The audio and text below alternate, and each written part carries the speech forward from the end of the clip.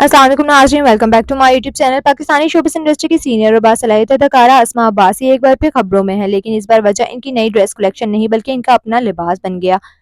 अस्मा अब्बास ना सिर्फ एक बेहतरीन अदाकारा हैं बल्कि गुलकारा और डिज़ाइनर भी हैं। हाल ही में इन्होंने अपनी बुटीक की तशहीर के लिए एक वीडियो शेयर की जिसमें वो अपनी ही डिज़ाइन करदा धारीदार कोआर्ड सेट पहने हुए नजर आई।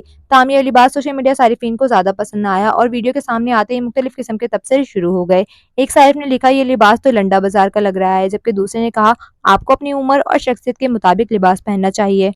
एक और साइफ ने तबसरा किया कि अगर आप खुद ही अच्छे नहीं लग रहे तो फिर ये डिजाइन्स कैसे पसंद आएंगे। दूसरी जानिब कुछ मदा आसमा अब्बास के हक में भी सामने आए। इनका कहना है कि हर शख्स को अपना फैशन सेंस होता है और किसी को सिर्फ लिबास की बुनियाद पर तनकीद का निशाना बनाना मुनासिब नहीं।